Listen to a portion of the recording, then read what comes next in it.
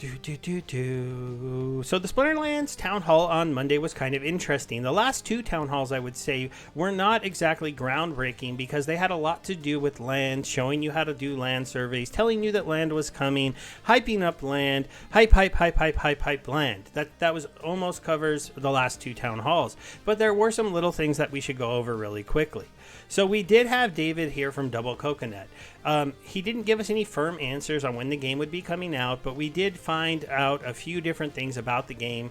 A lot of us got reminded that there are going to be heroes in the game. A lot of us found out that in the beta, where some people might have thought they're going to just come out and be able to dominate, only about one or two of the monsters were put into the game. There's still some other monsters that you will not have seen when the actual game comes out. It's good that they didn't make the beta so that it's not, just so difficult. Also, we found out that pretty soon we might have the beta expanded a little bit to be a more open beta, and they might lower the amount of packs you have to hold to be able to try the game. That would be kind of interesting. I'm holding about 220 packs, so if they lowered it down to 100, 200, I'd be able to get into the game and play it on stream a little bit, and that would be kind of fun, but we don't know what's going to happen with that. They also mentioned something that I didn't know. There would be a free-to-play version of the game. So that's something that's kind of interesting that we'll be able to pitch to people that, hey, come play this cool little tower defense game. You'll learn a little bit about Splinterlands. You'll be on the Splinterlands platform. You'll probably get a HIVE account created for you, maybe or maybe not. But hopefully that's a way to maybe bring some people over here and be like, well, you know what, if you're not sure you want to play Splinterlands, you could play the tower defense for free on the site, and you could try to learn about Splinterlands. That could help. Also, we learned about there will be an in-game token. This is the Soul Fiend token. This was news to me, though I think a lot of us kind of understood it, but it's going to have to do with leveling up your NFTs and unlocking upper leagues. So that sounds kind of cool. Like, you can't necessarily just run through the game super quick because you have the best towers or the most stuff. You're going to have to play enough, earn enough of the Soul Fiend tokens, and you're going to have to spend them in-game. This will just be an in-game currency, but I like the idea of a game that's meant to just be a fun game, having an in-game currency, and you just happen to be winning some SPS tokens as well for playing the game and doing well if you don't roll the dice too much and lose it all. So this should be a fun little side game for those of you who say you don't have enough energy or anything like that. Again, we don't have firm dates yet. It would have been nice to hear some firm dates on when anything was coming out, but he did say he is pushing his team and he's really trying to push them. We had a fun little section here with the Words for Wizards where Cryptomancer came, and he showed us some quality of life improvements and some adjustments for managing guilds, including the guild invites, and they were introducing the guild's mailbox screen. So this mailbox screen was kind of interesting. As you can see, it's going to give you kind of the ability to maybe leave some messages for people in your guild in the game. I like that because sometimes my guild members are talking in the Discord that they have, and I'm not always in that Discord. I have my own Discord. It can be a little bit messy. I don't see those messages. Now people can leave messages here. Also, I'll leave a message over there, and I won't know if they ever see it because, a lot of people get pinged in like 50 different Discord servers, and they might not always see a message in a timely manner. But if you're active within the game and playing, you should be able to see these messages. It's cool to see them start to do that kind of stuff and to give you some better tools for managing the guilds. Also, some of the new buildings that they're going to be coming out within the guild ecosystem might give us even more tools, and they did talk about the fact that those were coming, but we didn't get to see anything other than the new invite system.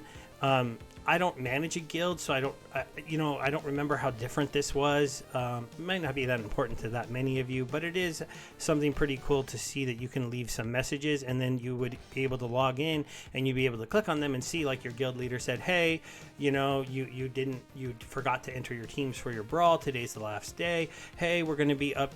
I asked everybody to put in 1,000 DEC for X building. You didn't do it yet. And so on, so off and so forth. Or just like, hey, you could drop a message to somebody who had a really good brawl and just tell them, hey, you did a really good job in the last brawl. Thanks for doing, for being a good player and being in our guild. Things like that can help build, better, guild feel, just make people happier, feel better. I know a couple times, like, I'll do 7-0 in my battles. I used to, at least.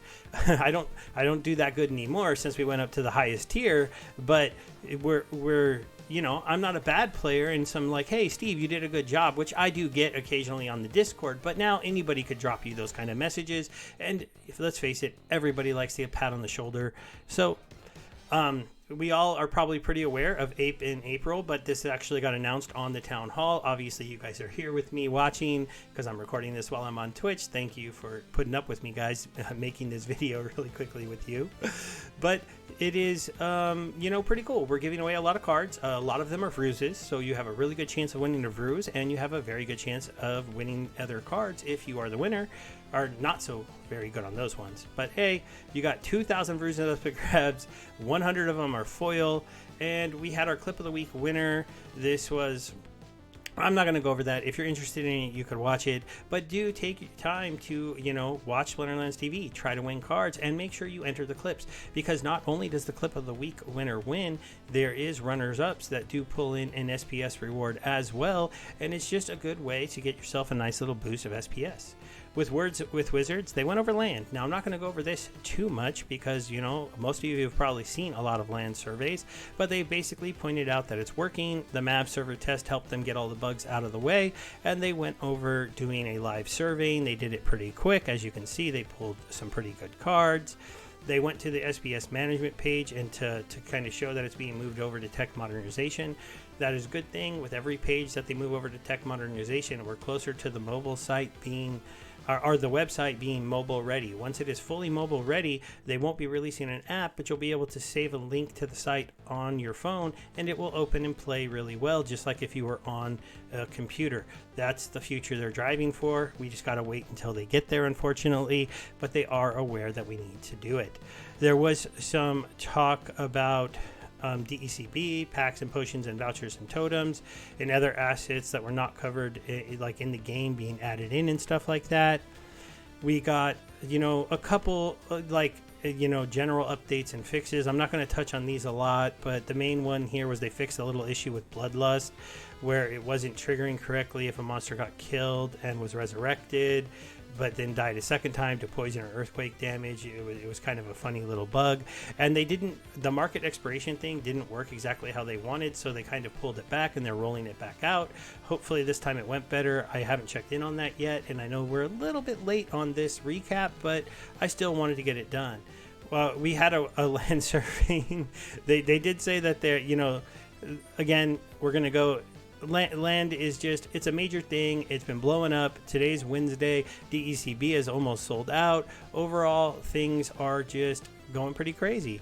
We also did have a new support tutorial and a brand new support YouTube page launched for Splinterlands, so that you can come and find these tutorials and be able to check on how to do things, like how to vote on an SPS governance proposal. It's relatively simple, but if you're new to the game, you don't know, and if you don't know, you're not taking part in governance, and really we want everybody to be doing that. And that's really it for the Town Hall summary. But before we leave, we're going to give away 100 SPS to somebody that left a comment on my Hive post. So we got a wheel here. Unfortunately, Twitch guys, you can't get in on this yet. So we're just going to spin the wheel, see who the winner is. Though they might be here, who knows? I know a lot of you do come check out my videos and my posts on Hive. So we got Nose M01. He's the winner of my 100 SPS giveaway. Again, if you want to get in on my giveaways on my blog when I release my town halls, I do a giveaway. You just have to leave a comment here below. All right, let's jump into the game. We're going to transfer this out.